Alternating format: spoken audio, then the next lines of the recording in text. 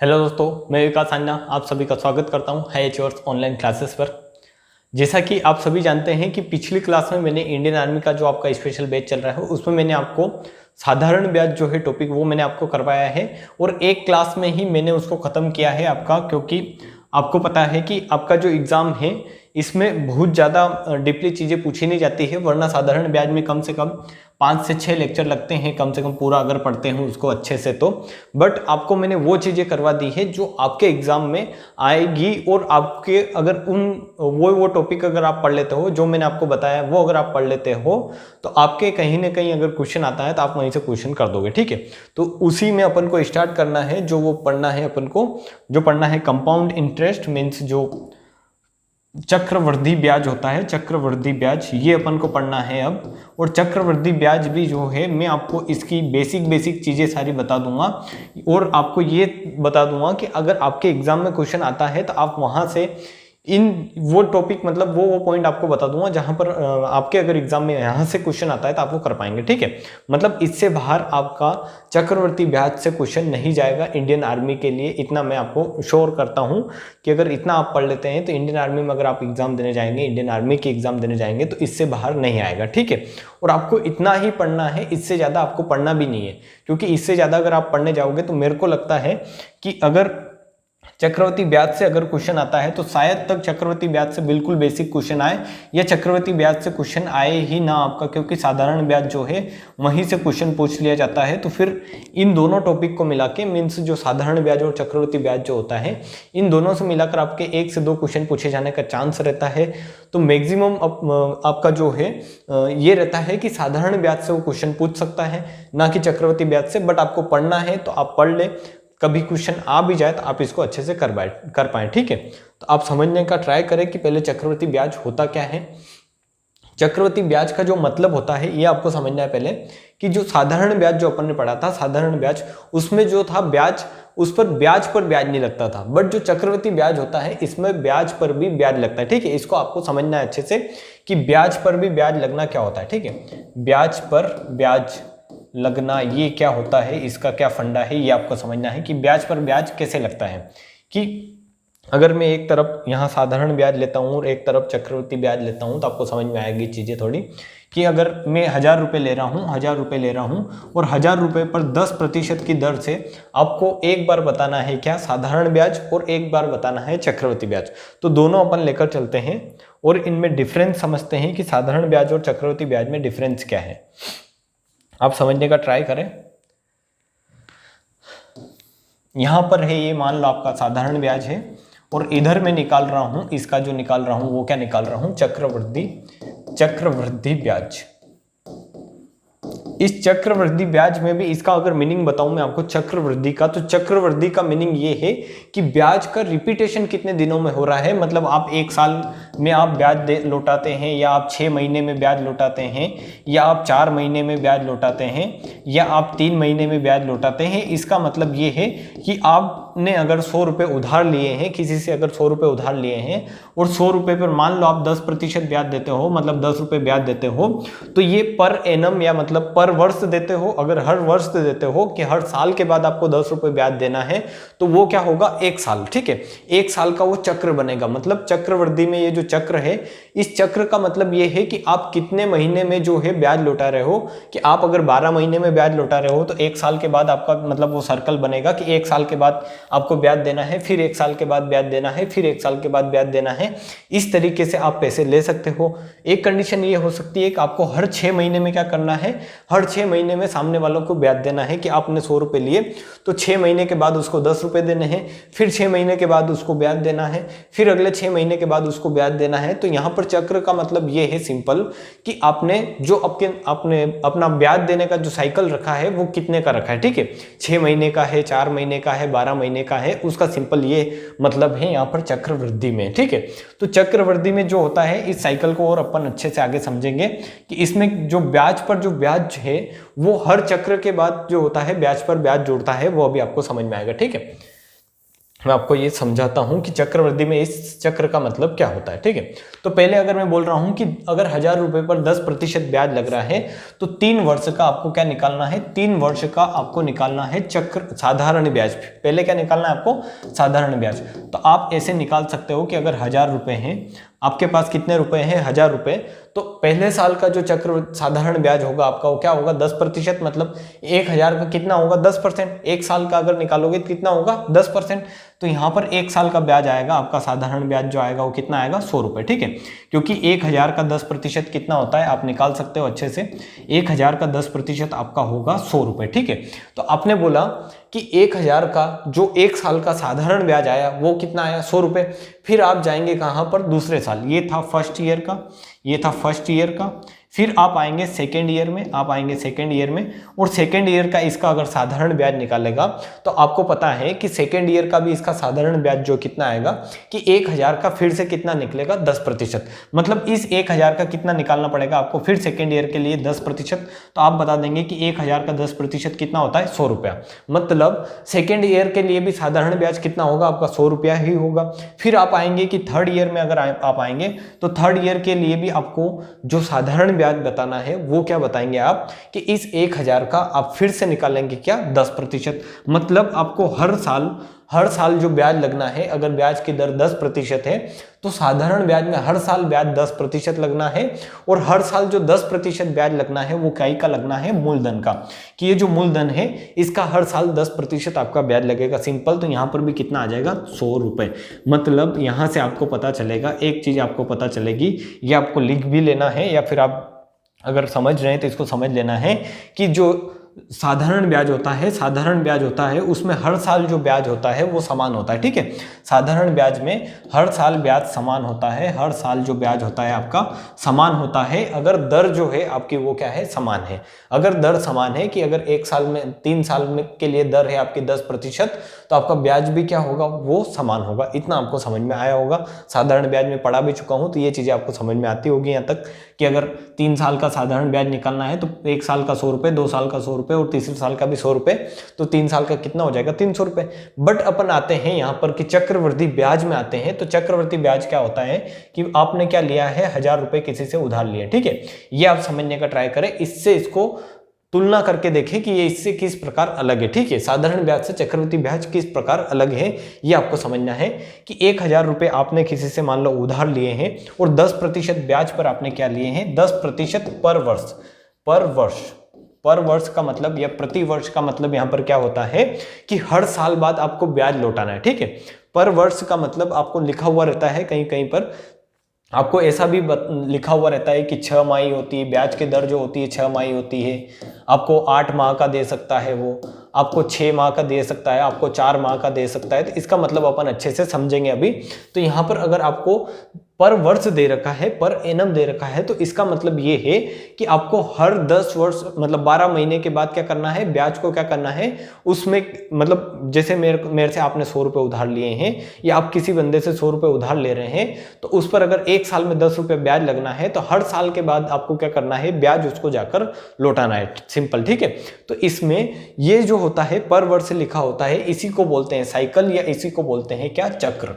कि ये चक्र का मतलब ये होता है कि आपको ब्याज कितने महीनों के बाद या कितने साल के बाद लौटाना है। ठीक है, तो यहाँ पर अगर 1000 पर 10% पर वर्ष आपकी ब्याज की दर है और आपको अगर 3 वर्ष के लिए आपने क्या लिया है, पैसा किसी से उधार लिया है, तो आपने देखा था कि साधारण ब्याज हर वर्ष 100 रुपए समान लग रहा था। बट आपको अब समझना है कि चक्रवृद्धि ब्याज, जो आपका चक्रवृद्धि ब्याज होता है, ये कैसे चेंज होता है। ठीक है, तो जो चक्रवृद्धि ब्याज है इसको आप समझे कि पहले साल के लिए आपको पता चलेगा कि पहले साल के लिए 1000 रुपए पर 10% ब्याज लगेगा तो कितना हो जाएगा, 100 रुपए जो हो जाएगा आपका क्या हो जाएगा, पहले साल का क्या हो जाएगा, आपका ब्याज हो जाएगा। ठीक है, पहले साल का क्या हो जाएगा, ब्याज।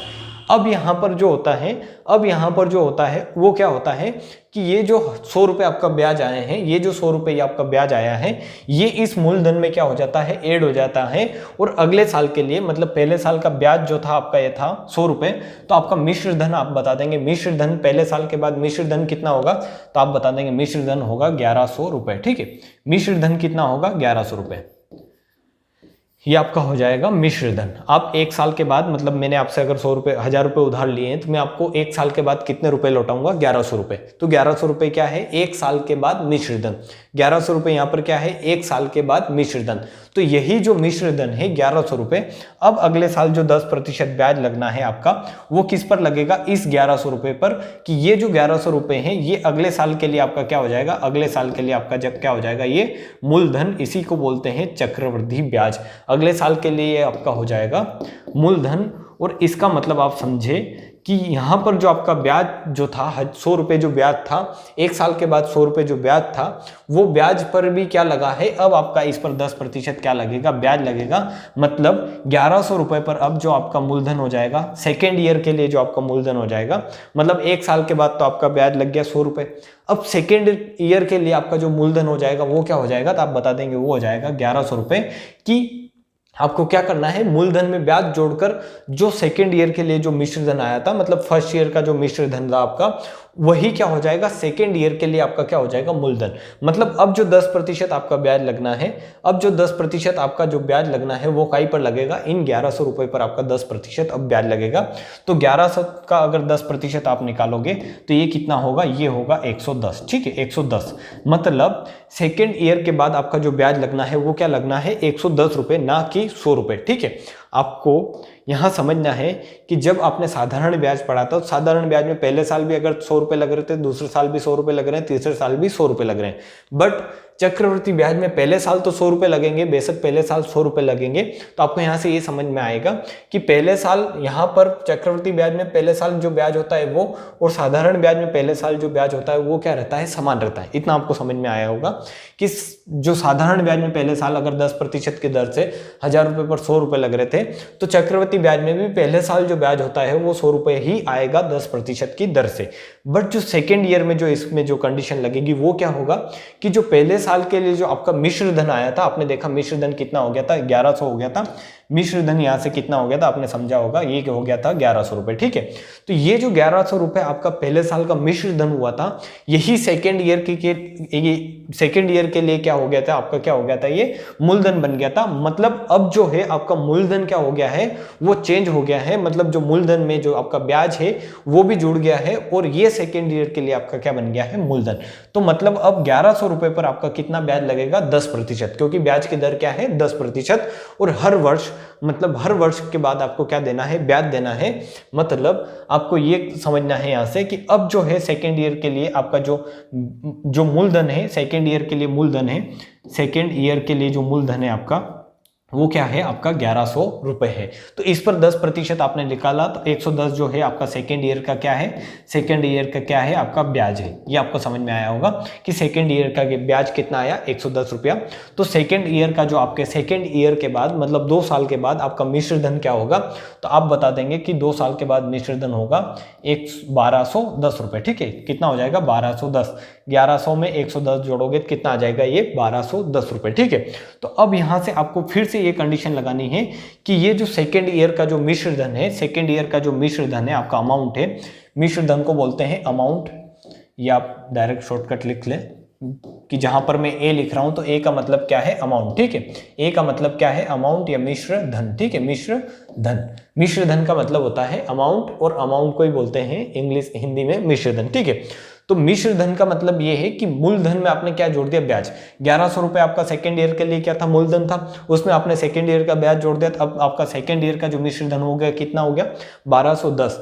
अब ये जो 1210 रुपये हैं, ये जो आपके 1210 रुपये हैं, ये क्या होंगे, यहाँ पर ये जो होंगे 1210 रुपये, ये आपके थर्ड ईयर के लिए, ये 1210 जो हैं ये आपके थर्ड ईयर के लिए क्या बन जाएंगे, थर्ड ईयर के लिए ये बन जाएंगे आपका मूलधन। ठीक है, मतलब इसमें चक्रवृद्धि ब्याज में ऐसा होता है कि आपका जैसे ही साइकिल कंप्लीट होता है, जैसे आपका एक साल कंप्लीट हुआ और आपका जो मिश्र धन आया, उसमें फिर से जो ब्याज आया था वो जुड़ जाएगा मिश्र धन में। जैसे यहाँ पर ये 1100 रुपये हो गए थे, 1000 रुपये में 100 रुपये जुड़कर 1100 रुपये हुए थे आपके, तो मिश्र धन 1100 हो गया था।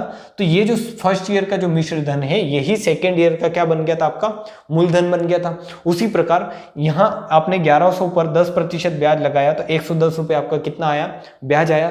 तो अब इन 1100 में मतलब इस मूलधन में ये 110 रुपए आप जोड़ेंगे तो आपका जो मिश्र धन बन जाना है वो कितना बन गया था आपका 1210 रुपए।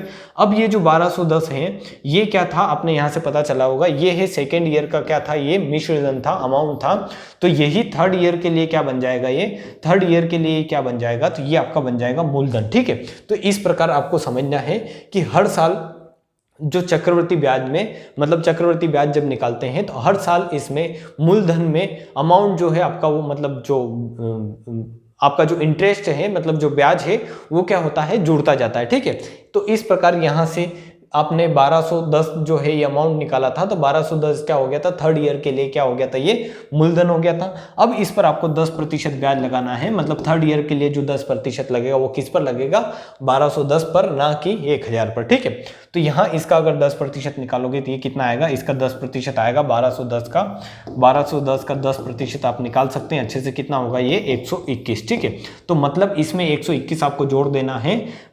तो अब आपका जो थर्ड ईयर का मिश्र धन हो जाएगा वो कितना हो जाएगा, तीसरे साल का थर्ड ईयर का मिश्र धन हो जाएगा वो कितना हो जाएगा, तो वो आप बता सकते हैं 1331 रुपया। मतलब अब आपको 3 साल के बाद जो इस पर 1000 रुपये पर जो ब्याज लगना है, पूरा टोटल मिश्र धन होना है वो कितना हो, 1331। जबकि यहाँ पर 1000 में अगर 3 साल के बाद आपको ब्याज जोड़कर अगर आप बता रहे हैं मिश्र धन, तो 300 रुपये ब्याज लगा, 100 रुपये पर हर साल 100 रुपये, 300 रुपये ब्याज लगा, और कितने रुपए ब्याज आया था टोटल, मतलब मिश्र धन कितना आया था 1300, और यहाँ पर मिश्र धन कितना आया है आपका 1331। तो ये जो 31 रुपये एक्स्ट्रा आए हैं ये काई की वजह से आए हैं कि आपने ब्याज पर भी क्या जोड़ा है, ब्याज। और आपको अब समझ में आ गया होगा कि मिश्र धन में मतलब चक्रवर्ती ब्याज में ब्याज पर ब्याज कैसे लगता है, कि जैसे आपने 100 रुपये लिए थे, मैं दूसरा पेन लेकर समझाता हूं, कि जैसे आपने 100 रुपये लिए थे, 100 रुपये पर अगर आपने 10% ब्याज दिया है, कि आपने चक्रवर्ती ब्याज में 100 रुपये पर 10% ब्याज दिया है, तो 1 साल के बाद ये कितना हो जाएगा, 110 हो जाएगा। और ये क्या हो जाएगा, फर्स्ट ईयर 1 साल के बाद ये क्या हो जाएगा आपका मिश्र धन हो जाएगा। ठीक है, मिश्र धन, ये आपको समझ में आया होगा इतना, कि अगर इस पर 10% ब्याज दे रहे हो आप 1 साल के बाद, तो 10% का मतलब ये है कि 1 साल के बाद आपको 10 रुपये ब्याज देना है, तो आपको मूलधन मिश्र धन कितना हो जाएगा आपका 110 रुपये। तो ये जो मिश्र धन आया है ये आपका सेकेंड ईयर के लिए ये क्या बन जाएगा आपका मूलधन बन जाएगा। इतना मैंने आपको बताया है या समझाया है कि जब भी चक्रवर्ती ब्याज आता है तो वहां ब्याज में क्या जुड़ जाता है, मतलब मूलधन में क्या जुड़ जाता है, ब्याज, और ब्याज जुड़कर वही सेकेंड ईयर के लिए क्या बन जाता है, मूलधन बन जाता है। जैसे इस 110 में आप 10% ब्याज लोगे सेकेंड ईयर के लिए, कि अब सेकेंड ईयर के लिए इस पर ब्याज लगा रहे हो 10%, तो इसका 10% होगा 11 रुपए। तो सेकेंड ईयर का जो मिश्र धन बनेगा वो आपका कितना बनेगा, तो वो आप बता देंगे 121 रुपए।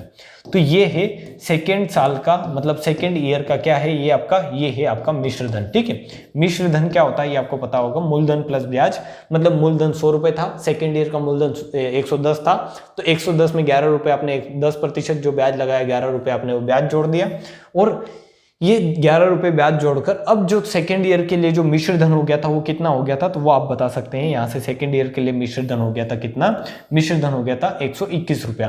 तो ये जो 121 रुपया जो सेकेंड ईयर के लिए मिश्र धन है, यही जो थर्ड ईयर आएगा, आप थर्ड ईयर में 10% ब्याज लगाओगे तो थर्ड ईयर के लिए इकाई का काम करेगा ये मूलधन। तो आपको यहाँ से पता चल रहा होगा कि चक्रवर्ती ब्याज का मतलब क्या है, कि जब आपने 1 साल में मतलब 100 रुपये आपका मूलधन था, 100 रुपये आपका क्या था, मूलधन था, तो इस पर 10% ब्याज की दर से आप अगर चक्रवर्ती ब्याज निकाल रहे हो तो हर साल क्या लग रहा है, 10% इसका ब्याज लग रहा है। ठीक है, तो आपको यहां से ये समझना है कि हर साल ये जो है ब्याज जो है आपका 10 रुपया, ये ब्याज इस मूलधन में जुड़कर क्या बन जा रहा है, फिर से नया मूलधन बन जा रहा है। कि इस 100 रुपये में 10 रुपये ब्याज जोड़ा आपने तो मिश्र धन आ गया, आपको पता होगा पहले साल का मिश्र धन 110 हो गया। तो ये जो 110 है ये अब दूसरे साल के लिए इकाई का वर्क कर रहा है मूलधन का। ठीक है, फिर इस मूलधन पर आपने 10% ब्याज लगाया, ब्याज कितना लगा 11 रुपये, तो ये 11 रुपये इस 110 में जुड़कर 121 रुपया हो गया, और ये 121 क्या हो गया, सेकेंड ईयर का क्या हो गया, ये आपका मिश्र धन। बट अब जो 121 है ये थर्ड ईयर के लिए इकाई का काम करेगा, मूलधन का काम करेगा। यही मैंने आपको अभी तक समझाया है, और यहां से आपको मैंने फर्क भी बताया है कि साधारण ब्याज जो होता है हर साल समान होता है, जैसे 100 है, बट आपका जो चक्रवर्ती ब्याज होता है वो हर साल समान नहीं होता है। आपका साधारण ब्याज और चक्रवर्ती ब्याज पहले साल के लिए समान रहता है कि पहले साल के लिए अगर साधारण ब्याज 100 रुपया लग रहा है तो चक्रवर्ती ब्याज भी कितना लगा था, आपका 100 रुपया लगा था। बट उसके बाद जो होता है साधारण ब्याज में जो मतलब चक्रवर्ती ब्याज में ब्याज पर भी ब्याज लगना शुरू हो जाता है। ठीक है, तो ये चीजें आपको समझ में आई होगी कि एक्चुअल में डिफरेंस क्या होता है साधारण ब्याज और चक्रवर्ती ब्याज में। ठीक है, तो अब अपन चलते हैं आगे और मैं आपको समझाने का ट्राई करता हूं इसमें कि अगर आपका जो साधारण ब्याज है, मतलब आप अगर आपका अमाउंट है, मान लो 3000 रुपये आपका अमाउंट है और इस पर आपकी दर है 5% आपकी दर है और आपको निकालना है 3 वर्ष का या आप ले 2 वर्ष का चक्रवर्ती ब्याज मेरे को निकाल के बताया। तो आप कैसे बताएंगे, आप ये बताने का ट्राई करें कि 2 वर्ष का चक्रवर्ती ब्याज कैसे निकालेंगे। अगर साधारण ब्याज निकालना होता है तो आप सिंपल निकाल देते हैं कि 5 दूनी 10%, इसका 10% हो जाता कितना, 300 रुपये। बट अब आपको निकालना है चक्रवर्ती ब्याज, और चक्रवर्ती ब्याज मैंने बताया है कि चक्रवर्ती ब्याज क्या होता है कि 1 साल का मतलब पहले साल का समान होगा साधारण ब्याज के बराबर, बट सेकेंड साल में क्या होगा, ब्याज में भी ब्याज जुड़ जाएगा।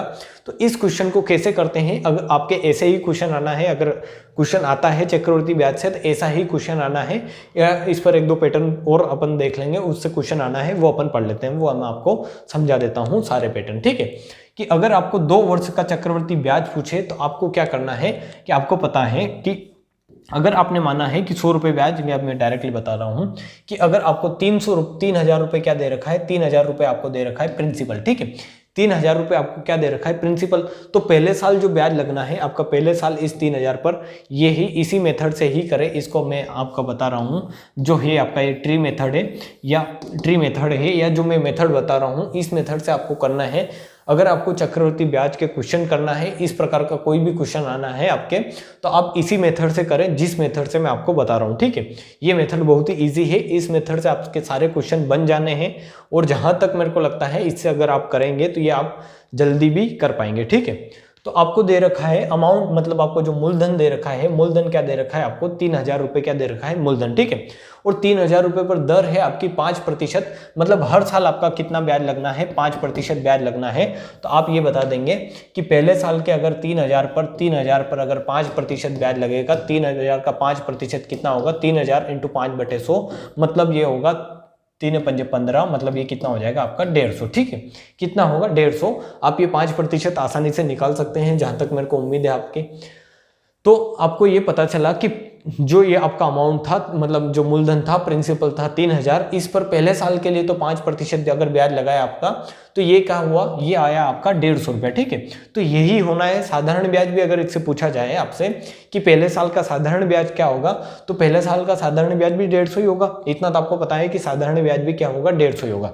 अब नेक्स्ट ईयर के लिए आपको ये देखना है कि ये जो है 3000, ये जो 3000 और ये 150 है ये जुड़ जाएंगे, मतलब ये कितना हो जाएगा, 3150 हो जाएगा।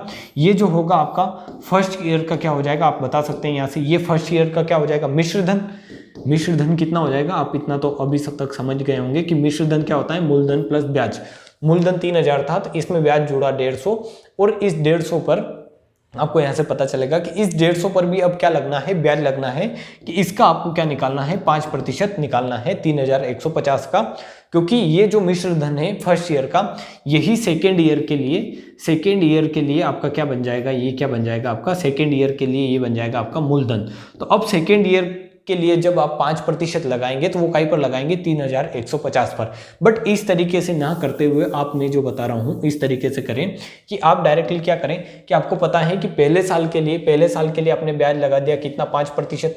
सेकेंड साल के लिए फिर आप ब्याज लगेगा 5%, तो कितना निकाल देंगे आप, 150 रुपये, कि सेकेंड ईयर के लिए भी कितना ब्याज लगना है, 150 रुपये ब्याज लगना है। बट आपको पता है कि चक्रवर्ती ब्याज में ब्याज पर भी ब्याज लगता है कि 3000 पर तो सेकेंड ईयर के लिए ब्याज लगना ही है 5%, बट जो ये 150 रुपये है इस पर भी कितना ब्याज लगेगा आपका, 5%, मतलब 150 का 5% भी आपको निकालना पड़ेगा। ठीक है, तो 150 का आप 5% इस प्रकार से निकाल सकते हैं, अब जहां तक मेरे को उम्मीद है, बटे 100 करके, तो ये हो जाएगा 1 और ये 5 दूनी 10, मतलब ये कितना हो जाएगा, 7.5 रुपये। ठीक है, कितना आ जाएगा आपका 7.5 रुपये। तो आपका जो अगर अमाउंट आपको दे रखा है, मतलब प्रिंसिपल आपको दे रखा है 3,000 रुपये, दर है आपकी 5% और 2 वर्ष का चक्रवृद्धि ब्याज पूछा है, तो मैंने आपको जो तरीका बताया है इस तरीके से आप निकालें कि आप क्या करें कि पहले साल का आपने निकाल दिया, ब्याज निकाल दिया 5%, तो ये क्या हो गया आपका 150 रुपया। 3,000 का 5% कितना हो गया 150 रुपया। फिर सेकेंड ईयर का आपने 5% निकाल दिया, वो कितना हो गया 150 रुपया। तो ये तो क्या है आपका 2 साल का क्या आ गया, ये आ गया आपका साधारण ब्याज कि 3,000 पे अगर 2 साल का साधारण ब्याज लगाओगे आप तो वो क्या होगा 10% और वो कितना आएगा आपका 300 रुपया। और इन दोनों को जोड़ेंगे तो ये भी कितना आएगा आपका 300 रुपया, यहाँ से पता चल रहा होगा आपका। तो आपको ये निकाल लेना है कि 2 साल का पहले आपको अलग अलग जो है वो साधारण ब्याज निकाल लेना है। सिंपल 3,000 का 5% आपने 1 साल के लिए निकाल दिया कि पहले साल जो ब्याज लगेगा 5% लगेगा, दूसरे साल भी इस 3,000 पर कितना लगेगा 5% लगेगा। बट जो चक्रवृद्धि ब्याज में एक कंडीशन और बचती है, वो क्या बचती है कि इस 150 का आपको 5% और निकालना पड़ेगा, क्योंकि चक्रवृद्धि ब्याज में ब्याज पर भी ब्याज लगता है। अगर सिंपल इस तरीके से अगर क्वेश्चन करते हैं आप तो आपका क्वेश्चन जल्दी हो जाएगा और आपको समझ में भी आ जाएगा। कि मैं अगर इस पर एक एग्जांपल और लेता हूं और आपको समझाने का ट्राई करता हूं कि अगर आपके पास है 10,000 रुपए, ठीक है, आपके पास कितने रुपए हैं 10,000 रुपए हैं आपके पास। आपका जो मूलधन है, मूलधन कितना है 10,000 रुपए, आपकी दर है 10% और आपका समय है 2 साल, ठीक है, समय कितना है आपके पास 2 साल। तो मैं ये बता रहा हूं कि इस समय में आप क्या करें कि 10,000 रुपए पर 10% दर से आप निकालने का ट्राई करें। आप ये निकालें पहले साधारण ब्याज ही मेरे को निकाल के बताएं, आप साधारण ब्याज ही निकाल के बताएं। तो साधारण ब्याज किस तरीके से निकाल सकते हैं आप वो समझने का ट्राई करें। कि एक तरीका तो ये है कि 10 × 2 कर दें, क्योंकि 1 साल अगर 10% ब्याज लग रहा है तो 2 साल में 20% ब्याज लगेगा सिंपल। तो इस 10,000 का क्या निकाल देंगे आप, डायरेक्टली 20% निकाल सकते हैं। 10,000 का 20% बटे 100 कर देंगे तो ये कितना आ जाएगा आपका 2,000 आ जाएगा, ठीक है, कितना आ जाएगा ये 2,000। बट एक तरीका और है, इस तरीके से आपको करना है। इस तरीकों को जो है आपको बोलते हैं, ये जो ट्री मेथड है इससे करना है। ट्री मेथड कैसे, मैं आपको समझाने का ट्राई करता हूं। कि जैसे ये 10,000 रुपए हैं, आपने जो प्रिंसिपल लिया है मतलब मूलधन लिया है वो कितना है 10,000।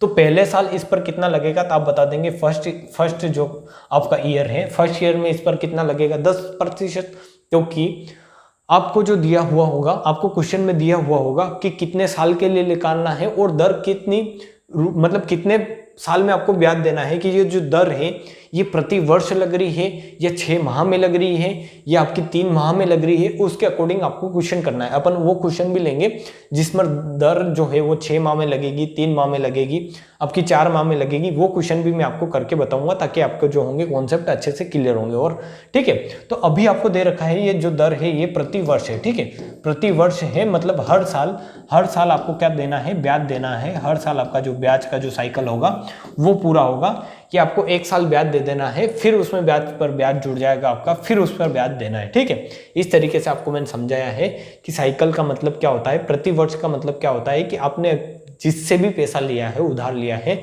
उसको हर साल के बाद आपको क्या करना है, ब्याज लौटाना है, ठीक है। तो यहाँ पर भी अपन ये करेंगे कि अगर दर आपकी 10% है और मूलधन है 10,000 रुपए, तो 1 साल के बाद आप कितना ब्याज दोगे तो आप बता सकते हैं कि साधारण ब्याज अगर देना है आपको तो 1 साल के बाद मैं दूंगा 1,000 रुपए, उसको कितना दूंगा मैं ब्याज, क्योंकि 10% क्या है, 10,000 का 10% कितना होता है 1,000 रुपए। सिंपल इतना आप समझ सकते हो। फिर आप सेकेंड ईयर के लिए कितना ब्याज देंगे, तो आप सेकेंड ईयर के लिए अगर आपको ब्याज देना है तो आपको पता चलेगा कि 1 साल पहले साल 1,000 रुपए दे दिए, फिर दूसरे साल में आप इस 10,000 का कितना देंगे आप 10%, तो वो कितना होगा आपका, वो होगा फिर से 1,000 रुपए, ठीक है, कितना हो जाएगा आपका 1,000 रुपए। तो इस तरीके से आप साधारण ब्याज इजीली बता सकते हैं कि जो 10,000 का 2 साल का जो ब्याज होगा वो आपका टोटल ब्याज कितना होगा 2,000 रुपए होगा, ठीक है।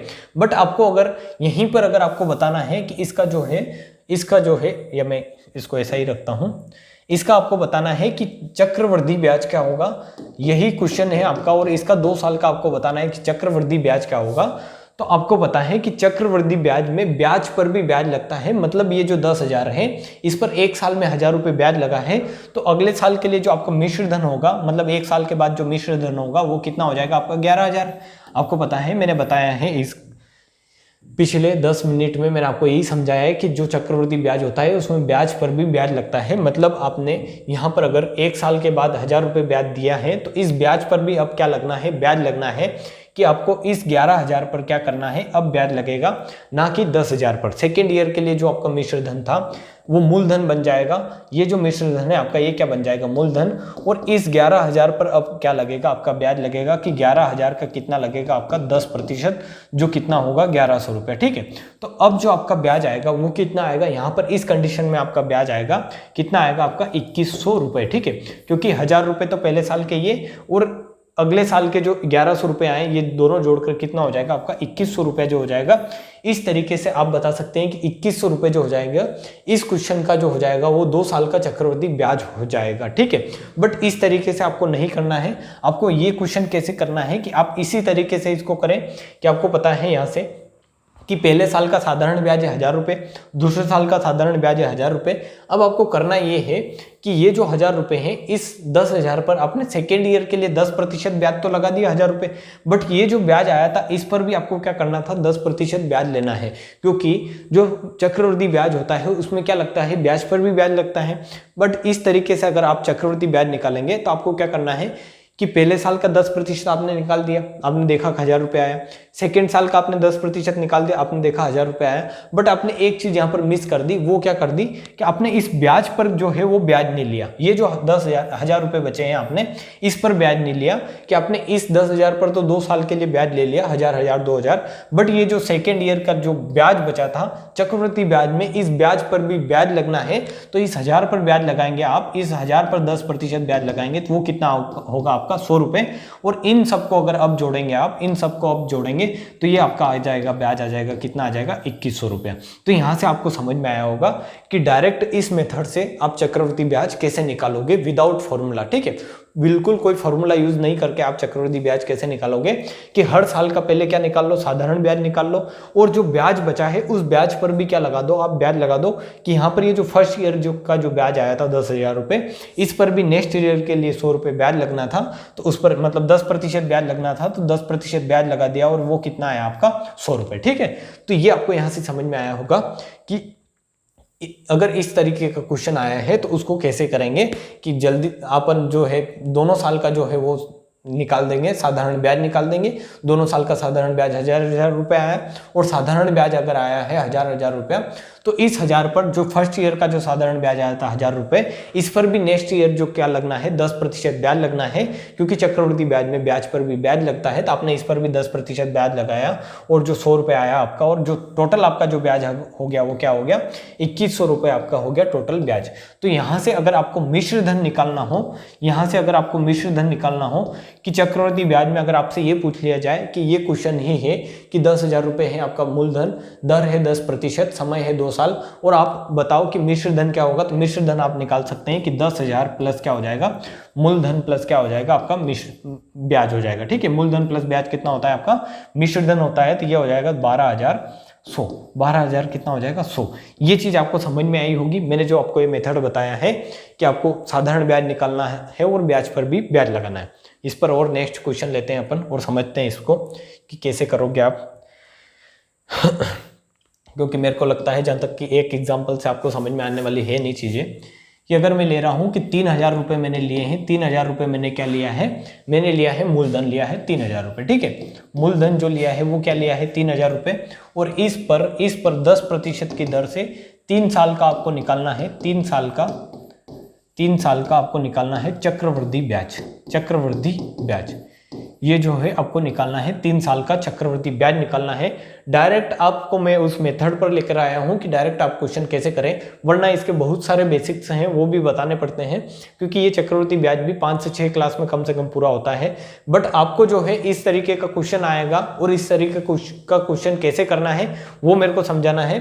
तो ये जो मेथड है, ये जो मेथड मैंने आपको अभी करवाया है, यही मेथड है। इसी मेथड से मैक्सिमम क्वेश्चन आपके बन जाने हैं। जो क्वेश्चन नहीं बनेंगे उनको अपन देखेंगे कि इस मेथड से अगर क्वेश्चन नहीं बनेंगे वो किस मेथड से होंगे, उसको भी अपन समझेंगे। ठीक है, बट जो आपके जो एग्जाम में क्वेश्चन पूछे जाने हैं वो है यहीं से पूछे जाने हैं, और अगर ये मेथड आपने समझ लिया अच्छे से तो आप एग्जाम में एक क्वेश्चन अगर आता है यहाँ से तो आप इजीली उसको कर देंगे, जहाँ तक मेरे को उम्मीद है, अगर आप अच्छे से समझते हैं तो आपको मैंने क्वेश्चन लिया है, मैंने इस प्रकार से क्वेश्चन लिया है कि 3,000 रुपए है, 10% आपकी दर है और ये दर है प्रति वर्ष। ठीक है, कि आपको प्रति वर्ष 10% ब्याज देना है या प्रति वर्ष 10% जो है वो क्या करना है, ब्याज लौटाना है। ठीक है, तो दर है 10% प्रति वर्ष और 3 साल का अगर आपको चक्रवृद्धि ब्याज निकालना है तो मैंने आपको बताया था, अभी बताया था। पहले आप क्या करें कि इसका साधारण ब्याज क्या होगा हर साल वो निकाल ले। ठीक है, साधारण ब्याज क्या होगा हर साल वो निकाल ले। तो आप 3,000 रुपये लेंगे, 3,000 रुपये आपने लिए तो हर साल 10%, मतलब 3,000 का पहले साल के लिए 10% कितना हो जाएगा, 300 हो जाएगा। पहले साल के लिए 10% हो गया 300, सेकेंड ईयर के लिए 10% फिर हो जाएगा 300, फिर थर्ड ईयर के लिए आप 10% निकालेंगे तो वो कितना हो जाएगा, 300। तो इस तरीके से आप इस क्वेश्चन का ये बता देंगे कि इसका साधारण ब्याज कितना होगा, 300, 300, 600 और 300 कितना हो जाएगा, 900। 3 साल के लिए अगर आपको साधारण ब्याज पूछा होता तो इस तरीके से आप साधारण ब्याज भी निकाल सकते हैं। बट आपको बताना है क्या है, चक्रवृद्धि ब्याज। और चक्रवृद्धि ब्याज का मतलब ये है, चक्रवृद्धि ब्याज का मतलब क्या है कि चक्रवृद्धि ब्याज में ये जो ब्याज लगा है इस ब्याज पर भी, जैसे ये 300 है तो इस 300 पर भी सेकेंड ईयर के लिए ब्याज लगना है। ये 300 है, ये 300 600 रुपए हैं, इन 600 रुपए पे मतलब इस 300 पर सेकेंड ईयर के लिए ब्याज लगना है, इस 300 पर थर्ड ईयर के लिए ब्याज लगना है, इस 300 पर थर्ड ईयर के लिए ब्याज लगना है। मतलब ये जो ब्याज है इस ब्याज पर भी अगले साल के लिए ब्याज लगना है।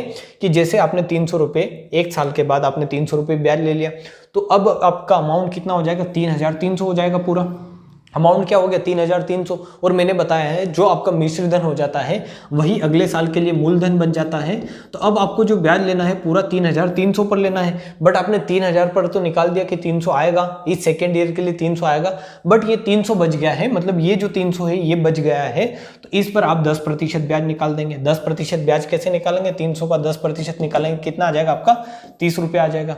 फिर आप देखेंगे कि इसका सेकेंड ईयर का जो ब्याज आया वो कितना आया, 3,330 हो गया। ये कितना हो गया, 3,330 हो गया। आपको यहाँ से पता चलेगा 3,330 हो गया, क्योंकि आपको यहाँ से देखना है, अच्छे से आप समझने का ट्राई करें कि 300 पर आपने फर्स्ट ईयर के लिए 300 रुपये ब्याज जो था वो निकाला, साधारण ब्याज। अब साधारण ब्याज, पहले साल का जो साधारण ब्याज होता है और चक्रवृद्धि ब्याज होता है वो समान होता है। अगर एक साल के बाद ही आपको पैसा लौटाना है तो आप बोलेंगे कितना पैसा दे दोगे, 3,300 रुपये आप उसको वापस कर दोगे, क्योंकि ब्याज ही जो हुआ, एक साल का जो साधारण ब्याज होता है और चक्रवृद्धि ब्याज होता है वो क्या होता है, समान होता है। बट आप जैसे ही सेकेंड ईयर में जाओगे, जैसे ही यहाँ आओगे आप, तो 3,000 के ऊपर 10% लगा दिया आपने, 300 रुपये लगा दिया।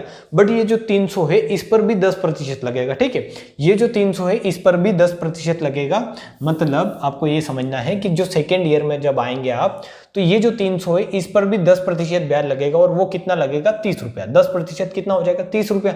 अब आप आए थर्ड ईयर में, आप कहाँ आए, थर्ड ईयर में, तो आपने देखा कि थर्ड ईयर में साधारण ब्याज 300 लगा दिया आपने।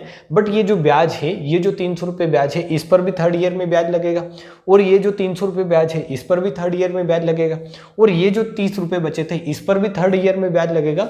मतलब 300 रुपये का ये जो फर्स्ट ईयर का ब्याज था 300, और ये जो सेकंड ईयर का ब्याज था 300, 300 और 300 कितना हो गया, 600 हो गया। 600 पर थर्ड ईयर के लिए कितना ब्याज लगेगा, तो आप बता देंगे इस 600 पर थर्ड ईयर के लिए ब्याज लगेगा 10%। मतलब 600 का 10% कितना होगा, तो आप बता देंगे 600 का 10% होगा 60 रुपये। तो इसका जो 60 रुपये है, इन दोनों को मिलाकर थर्ड ईयर के लिए कितना ब्याज लगेगा, 60 रुपये।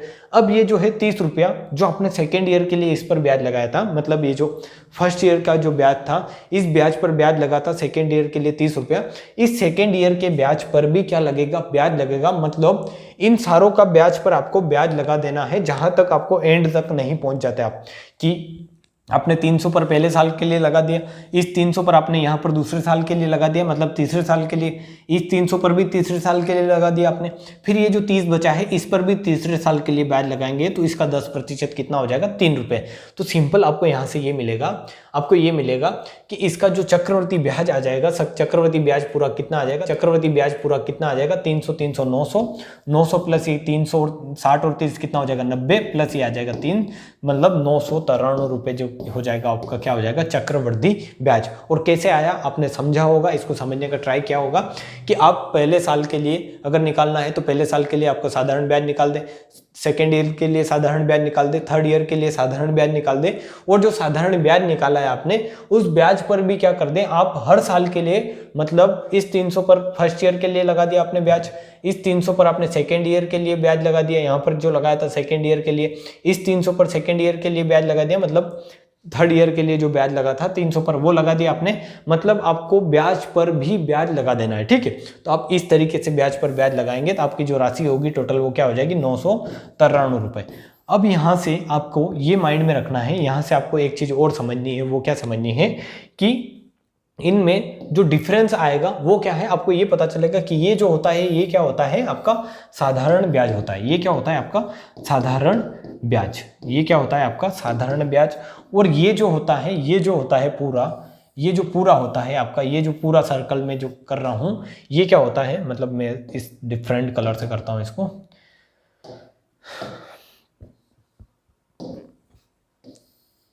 ये जो है आपका, ये मैंने जो मार्क किया है ये क्या होता है आपका चक्रवृद्धि ब्याज, कि साधारण ब्याज पर जब भी ब्याज पर ब्याज लगा दिया तो पूरा क्या हो जाएगा चक्रवृद्धि ब्याज, और ये जो इतना पार्ट है, ये जो आपका इतना पार्ट है ये क्या है इनका अंतर है, ठीक है। ये क्या है इनका अंतर है कि साधारण ब्याज और चक्रवृद्धि ब्याज में अगर अंतर पूछता है आपसे, कि अगर मैं यहाँ से आपसे ये पूछ लेता हूँ कि मेरे को साधारण ब्याज 3 साल बाद साधारण ब्याज और चक्रवृद्धि ब्याज में अंतर बताओ, साधारण ब्याज और चक्रवृद्धि ब्याज में, चक्रवृद्धि ब्याज में अंतर बताओ, तो अंतर कैसे बताएंगे आप, कि आप ऐसे साधारण ब्याज निकाल लेंगे, चक्रवृद्धि ब्याज निकाल लेंगे और इनका अंतर कितना आएगा, तो आपको पता चलेगा कि ये जो ब्याज पर जो ब्याज लगाया आपने, ये जो 93 रुपए आपने ब्याज पर ब्याज लगाया था, यही क्या है इनका अंतर है, क्योंकि साधारण ब्याज कितना है तो आप बता देंगे 900, चक्रवृद्धि ब्याज कितना है 993, तो इनका अंतर कितना आएगा 93 रुपए, ठीक है। तो इस तरीके से आपको जो है चीजें समझ में आई होगी कि इस तरीके का क्वेश्चन आएगा तो आप कैसे करेंगे, और एग्जाम्पल लेते हैं और समझने का ट्राई करते हैं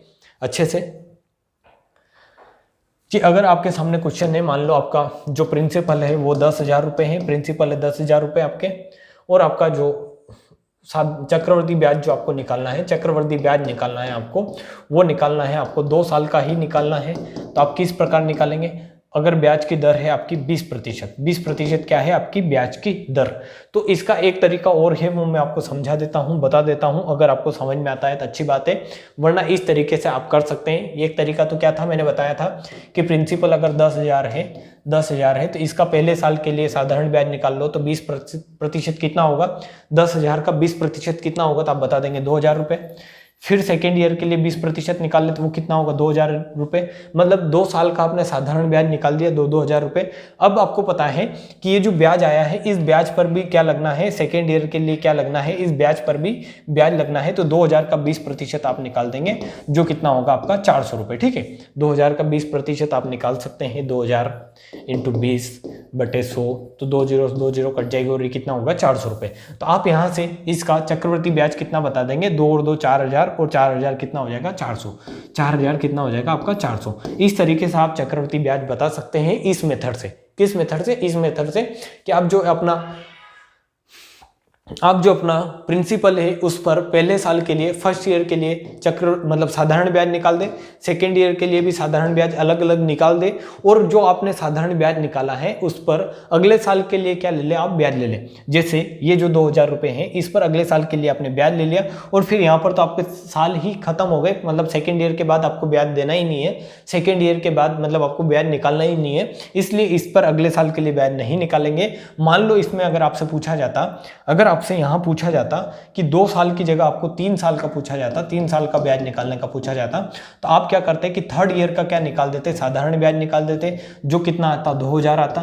थर्ड ईयर का साधारण ब्याज आपने 2,000 निकाल दिया, बट आपको पता है कि आपने सेकेंड ईयर के लिए ब्याज तो लगा दिया है 400 रुपये इस 2,000 पर, बट इस 2,000 पर लिए 2,000 पर थर्ड ईयर का भी ब्याज लगेगा, और इस 2,000 पर भी थर्ड ईयर का ब्याज लगेगा, मतलब इस पर जो बचा है इन दोनों पर मिलाकर आपका जो कितना हो जाएगा, ये 4,000 हो जाएगा। दोनों 2,000 और 2,000 मिलकर कितने हो जाएंगे आपके 4,000 हो जाएंगे, और इन 4,000 पर थर्ड ईयर का ब्याज कितना लगेगा 20%, तो वो कितना आ जाएगा आपका 800 रुपये, ठीक है। इन दोनों का आपने थर्ड ईयर के लिए ब्याज भी लगा दिया। अब इस पर तो क्या लगना था, थर्ड ईयर का ही लगना था, क्योंकि इस पर आगे तो ब्याज लगेगा नहीं। अब इस पर आपने सेकेंड सेकेंड ईयर का भी निकाल दिया, थर्ड ईयर का भी निकाल दिया, बट ये जो 400 बचा है, ये जो 400 बचा है, इस पर आपको जो है वो थर्ड ईयर मतलब इस ब्याज पर भी थर्ड ईयर पर क्या लगना है, ब्याज लगना है। तो 400 का 20% क्या होगा, 400 का आप 20% इस प्रकार निकाल सकते हैं। मैं बार बार निकाल के बता रहा हूं आपको, 2 0 कट जाएगी, मतलब 400 का 20% कितना होगा आपको 80। ठीक है, 400 का 20% कितना होगा आपको, अगर निकाल के देखेंगे कितना आएगा 80 रुपए। ठीक है, तो 3 साल का जो आपका पूरा साधारण ब्याज आएगा, मतलब चक्रवृद्धि ब्याज आएगा, वो आप बता सकते हैं। पहले साल का 2000, 2 4000, 4 और 2 कितना हो जाएगा आपका 6000, और 6000 और ये कितना होगा 8 और 4 कितना होगा आपका 12, मतलब 7200, मतलब ये कितना हो जाएगा आपका 7280 रुपये। ठीक है, 7280 जो रुपया आएगा वो क्या आएगा आपका चक्रवृद्धि ब्याज। ये क्या होगा आपका चक्रवृद्धि ब्याज होगा। बट अगर आपको ये बताना है, कि इनके ब्याज का अंतर कितना है, साधारण ब्याज और चक्रवृद्धि ब्याज का अंतर कितना है, तो आप ये बता देंगे कि ये जो कंडीशन है यहाँ पर, ये जो चीज है, यही क्या होगा अंतर होगा। मैंने आपको पिछले क्वेश्चन में बताया है कि ये जो गोला था, यही क्या आ रहा था, अंतर आ रहा था, क्योंकि ये जो है साधारण ब्याज ये तो समान रहना है। साधारण ब्याज इसमें से अगर माइनस करोगे 3 3 6 3 3 9, तो 900, इस 900 में से 993 में से अगर 900 माइनस करोगे तो ये चीज ही माइनस होनी है, मतलब ये ही क्या बचना है, अंतर बचना है आपका। तो यहाँ से अंतर कितना होगा 8 और 4 12, 1280 रुपया आपका क्या हो जाएगा अंतर। वरना आप डायरेक्टली भी निकाल सकते हैं कि ये हो जाएगा 2 दूनी 4 दूनी, मतलब 4 तिया 2 तिया 6, 6000 और ये है 7280, तो इसमें से 6000 घटाओगे तो कितना आ जाएगा आपका 1280 जो आ जाएगा वो अंतर आ जाएगा। तो यहाँ से आप कितनी चीजें निकालने में कैपेबल हैं अब, कि अब आप निकाल सकते हैं चक्रवृद्धि ब्याज निकाल सकते हैं आप ये निकाल सकते हैं कि चक्रवृद्धि ब्याज मतलब ब्याज में अंतर कितना है वो निकाल सकते हैं आप। अगर आपसे ये पूछा जाए कि सेकेंड ईयर का ब्याज कितना आया है, थर्ड ईयर का ब्याज कितना आया, तो आप वो निकाल सकते हैं कि थर्ड ईयर का ब्याज कितना है, तो ये हो जाएगा 2800 मतलब 2800 हो जाएगा। आपसे ओनली अगर ये पूछा जाए कि सेकेंड ईयर का ब्याज कितना है, तो आप ये बता सकते हैं कि सेकेंड ईयर का ब्याज कितना है 2400। ठीक है, थर्ड ईयर का ब्याज है आपका 2880, सेकेंड ईयर का ब्याज है आपका 2400। तो इस तरीके से आप यहाँ से कुछ भी बता सकते हैं। आपको अगर कुछ भी पूछा जा सकता है तो इस ट्री मेथड से आप सारी चीजें बता सकते हैं। ठीक है, बट अगर आपसे क्वेश्चन इस प्रकार आ जा सकता है कि आपका अगर क्वेश्चन आता है कि आपको मूलधन नहीं दे, मान लो आपको मूलधन निकालना है, मूलधन आपको निकालना है, आपकी दर है 10% और आपका जो है मिश्र धन है आपका कितना है 1331 रुपया, क्या है आपका मिश्र धन है। ठीक है, मिश्र धन कितना है 1331 रुपया। आपको मूलधन नहीं दिया गया है, आपको क्या नहीं दिया गया है, मूलधन नहीं दिया गया है। ठीक है, और अगर मैं इसको ऐसे लूँ तो ये है 1210 रुपये। छोटा सा एग्जांपल लेते हैं, मूलधन है 1200, मिश्र धन 1210 है, और समय है आपका कितना है, समय है 2 वर्ष। समय कितना है 2 वर्ष। ठीक है, समय कितना है 2 वर्ष। इस तरीके से अगर आपके पास क्वेश्चन आता है तो उस क्वेश्चन को कैसे करोगे कि आपको मूलधन फाइंड आउट करना है। अब आपको क्या निकालना है, मूलधन निकालना है। वैसे इंडियन आर्मी में इस लेवल का क्वेश्चन नहीं बनता है, बट आप समझ ले, वरना जो मैंने पिछले क्वेश्चन करवाए हैं वही क्वेश्चन आप समझे कि आपको चक्रवृद्धि ब्याज कैसे निकालना है, वही आप समझ ले तो वहीं तक आपका क्वेश्चन पूछा जाएगा। ठीक है, बट आप ये समझने का ट्राई करें कि अगर मूलधन निकालना पड़ गया आपको तो आप कैसे निकालेंगे।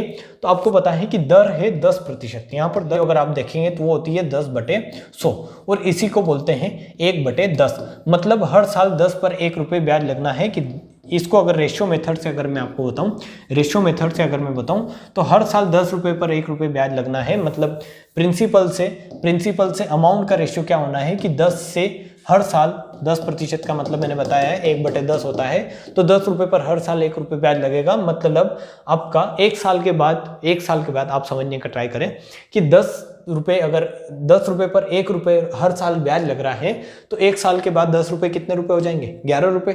फिर अगले साल 10 रुपये कितने रुपए हो जाएंगे, 11 रुपये। फिर अगले साल 10 रुपये कितने रुपए हो जाएंगे, 11 रुपये। मतलब इस तरीके से भी आप ये देख सकते हैं कि प्रिंसिपल से अमाउंट का रेशियो हर साल 10 रुपये पर 1 रुपया लग रहा है, 10 रुपये पर 1 रुपया लग रहा है, 10 रुपये से 1 रुपया लग रहा है। तो यहाँ से इनका अगर गुणा करेंगे तो ये कितना आएगा आपका 1000, और ये कितना आएगा आपका 1331। मतलब अगर आपको 10% ब्याज दे रखा है, ब्याज की दर दे रखी है 10%, और आपसे ये पूछ ले कि 1000 रुपए का 3 साल बाद अगर ब्याज निकालना है आपको कि चक्रवृद्धि ब्याज कितना होगा, तो आप बता देंगे 1331, क्योंकि 1000 रुपए पर कितना रुपए ब्याज लग जाएगा 331, क्योंकि मूलधन अगर 1000 है तो उसका ब्याज कितना हो जाएगा 1331, और ये है रेशो मेथड। तो यहाँ से आपको मैंने ये बताने का मेरे को ये जरूरत क्यों पड़ी, क्योंकि मेरे को ये समझाना है कि आप अगर 10% ब्याज है तो इसको क्या ले लें, इस 1/10 ये जो बेस है इसको क्या मान ले आप मूलधन, ठीक है, इसको क्या मान ले आप मूलधन मान ले, और इस मूलधन को क्या ले लें कि अगर 2 वर्ष लेना है आपको, जैसे यहाँ पर समय अवधि है 2 वर्ष, तो इसका कितना कर दें आप 10 का स्क्वायर कर दें और इस पर अब 10% ब्याज लगाएं। आप ये मान ले कि ये जो नीचे राशि है यही होती है मूलधन एक्चुअली, जो मैंने आपको रेशो मेथड से बताया था कि 10 से 11 हो रही है, 10 से 11 हो रही है, तो मूलधन क्या हो रहा है, मूलधन 10 से 11 हो रहा है, मतलब मूलधन 10 से 11 क्या बन रहा है, मिश्र धन बन रहा है, ठीक है। तो इसको क्या मान ले आप, ये है मूलधन अगर आपने 10 माना है और 2 साल का अगर आपको दे रखा है यहाँ पर कि समय 2 वर्ष है तो इसका स्क्वायर कर दें, समय 3 वर्ष है तो इसका क्यूब कर दें, समय 4 वर्ष है तो इसका 4 गुना मतलब पावर 4 कर दें। और ऐसा क्यों करते हैं कि अगर स्क्वायर करोगे और इसका 10% निकालोगे तो आपको ये समझ में आएगा। अब आपने जो माना है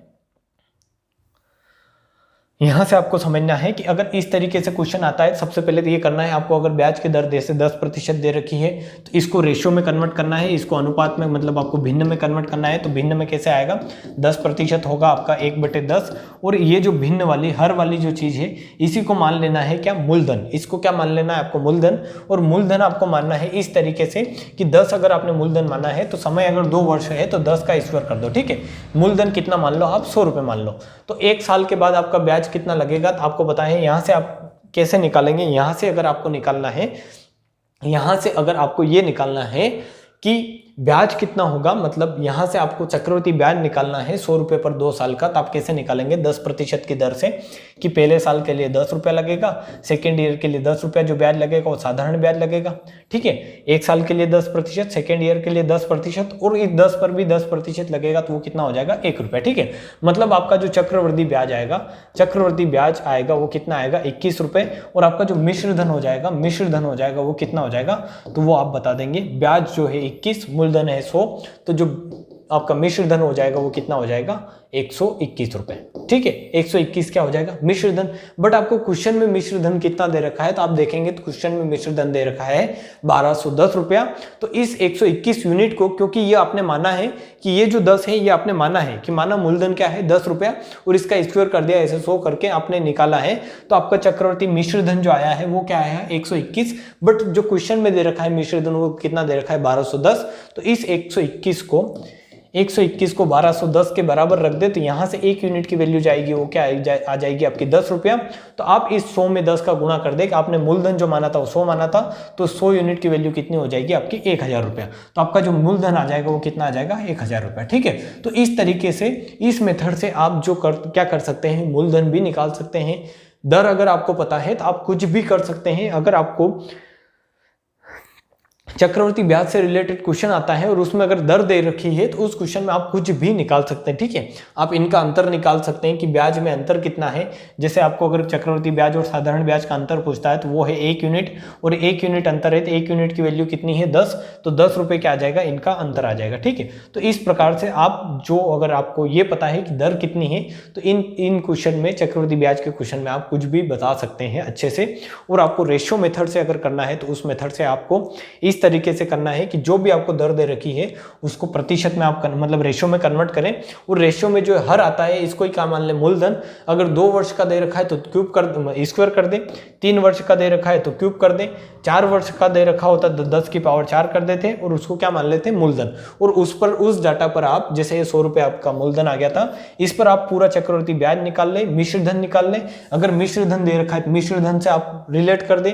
आपको अगर ओनली चक्रवर्ती ब्याज दे रखा होता, मान लो आपको चक्रवर्ती ब्याज दे देता यहाँ पर कि ब्याज दे देता आपको क्या दे देता वो 210 रुपए क्या दे देता ब्याज, कि चक्रवर्ती ब्याज है मान लो 210 और आपका यहाँ पर आया चक्रवर्ती ब्याज 21, तो इस 21 को रिलेट कर देते 210 से, तो 1 यूनिट की वैल्यू कितनी आ जाती है आपकी 10 रुपए, ठीक है। 1 यूनिट की वैल्यू कितनी आ जाती है 10 रुपए, तो यहाँ से आप 100 यूनिट की वैल्यू कितनी बता देते 1000 रुपए। तो इस तरीके से ये क्वेश्चन आप अच्छे से कर सकते हैं। अब मैंने आपको 3 से 4 क्वेश्चन बताए हैं करके, और इसी तरीके के आपके एग्जाम में क्वेश्चन आने हैं। ज़्यादा आपको डीप में नहीं पढ़ना है, आपको इस तरीके का क्वेश्चन करना आना चाहिए कि अगर मैं दे रहा हूं कि मान लो मैंने 5,000 रुपये लिया है, मूलधन लिया है 5,000 रुपये मूलधन लिया है, और दर है आपकी 15% जो है दर है, और आपको 2 साल का चक्रवृद्धि ब्याज निकालना है। तो आप इस तरीके के क्वेश्चन सिंपल कर ले, भी आपको पता होना चाहिए कि अगर 5,000 रुपये, या आप अब कर सकते हैं, जहां तक मेरे को लगता है ये क्वेश्चन अब आप कर सकते हैं ट्री मेथड से, कि 5,000 आपका क्या है, मूलधन है। पहले साल का जो है आपका साधारण ब्याज जो लगना है वो क्या लगना है, तो आप बता देंगे पहले साल का साधारण ब्याज क्या लगेगा। अगर हर साल 15% ब्याज लग रहा है तो पहले साल 5,000 का 15% कितना होगा, इसमें 15 का गुणा करेंगे आप तो ये होगा 750। सेकेंड ईयर का अगर आपको साधारण ब्याज निकालना तो वो कितना होगा, 750। ठीक है, बट आपको पता है कि चक्रवृद्धि ब्याज अगर निकालना है, साधारण ब्याज तो आपने 750 निकाल लिया, मतलब 15 दूनी 30% आपका निकाल देते हैं इसका, तो वो कितना हो जाता, आपका हो जाता 1,500 रुपये। ठीक है, 5,000 का 30% कितना हो जाता, 1,500। बट आपको जो निकालना है चक्रवृद्धि ब्याज निकालना है, तो चक्रवृद्धि ब्याज में आपको पता है कि इस ब्याज पर भी क्या लगेगा। अब सेकेंड ईयर का जो फर्स्ट ईयर का आपको 750 ब्याज आया है, इस ब्याज पर भी सेकेंड ईयर के लिए क्या बचेगा, क्या निकलेगा, मतलब 15% आपका क्या निकलेगा, ब्याज निकलेगा। तो आपको 750 का 15% ब्याज और लगाना पड़ेगा।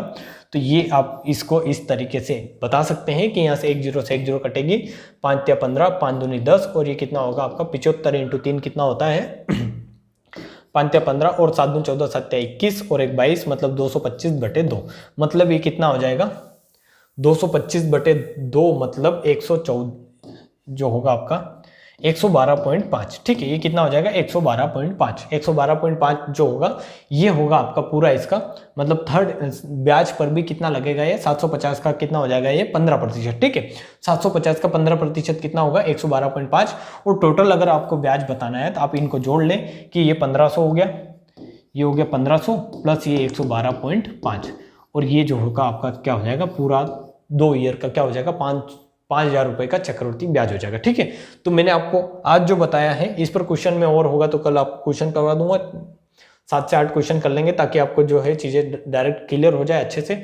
तो मैंने आपको जो बताया है कि चक्रवृद्धि ब्याज और साधारण ब्याज में अंतर क्या होता है और मेथड क्या है इसको निकालने का, मैंने डायरेक्ट आपको इधर उधर नहीं घुमाते हुए डायरेक्ट मैंने मेथड बताया है कि मेथड क्या होता है डायरेक्ट चक्रवृद्धि ब्याज निकालने का। आपको अगर मूलधन दे रखा है, आपको दर दे रखी है और आपको समय दे रखा है, तो आप उसका जो है चक्रवृद्धि ब्याज कैसे निकालेंगे ये डायरेक्ट मैंने आपको बताया है, क्योंकि यही चीजें आपको डायरेक्ट समझनी है। ये है ट्री मेथड। इस मेथड से अच्छे से आप निकाल सकते हैं कि जहां पर ब्याज आया है उस ब्याज पर भी जहां तक ब्याज लगना है वहां तक लगाए, कि जैसे मैंने 300 पर 1 साल का ब्याज लगा था तो वो लगाया, 300 पर सेकेंड ईयर के लिए भी लगाया, 300 पर थर्ड ईयर के लिए भी लगाया। ठीक है, और इन 300 पर थर्ड ईयर के लिए लगना था तो वो लगाया, इस 30 पर थर्ड ईयर के लिए लगना था तो वो भी अपन ने ब्याज लगाया। ठीक है, तो ब्याज पर ब्याज लगाते जाना है आपको, और जो है इस तरीके से क्वेश्चन आप कर सकते हैं ऐसे क्वेश्चन अगर आते हैं तो जो मैंने आज जो चीज़ें पढ़ाई है वो आपको समझ में आई होगी। मैं आशा करता हूं अगर इस पर होगा तो अपन 4 से 5 क्वेश्चन में कल और आपको करवा दूंगा, वरना आपको चक्रवृद्धि ब्याज को इतना लोड लेकर नहीं पढ़ना है, क्योंकि इससे इंडियन आर्मी की अगर बात करता हूं, मैं इंडियन आर्मी के एग्जाम की बात करता हूं, तो अगर टेक्निकल का अगर आप दे रहे हो, टेक्निकल से अगर आप एग्जाम दे रहे हो तो वहां पर एक क्वेश्चन पूछे जाने के चांस है इसमें। बट अगर आप जीडी से दे रहे हो, इंडियन आर्मी में जीडी से अगर दे रहे हो, जीडी मतलब जनरल ड्यूटी होता है, तो जीडी में आपको पता है कि वहां पर इतना हाई लेवल का पेपर नहीं बनता है, तो वहां पर आप साधारण ब्याज ही अच्छे से पढ़े, साधारण ब्याज ही अच्छे से पढ़े, तो वहीं से आपका क्वेश्चन जो हो जाएगा वो क्या हो जाएगा, सोल्व हो जाएगा, एग्जाम में क्वेश्चन वहीं से आएगा। ठीक है, तो ये मैंने चीजें जो बताई है बेसिक चीजें हैं और इन्हीं से क्वेश्चन आपका एग्जाम में बनना है। ठीक है, और ये आपको समझ में आया होगा।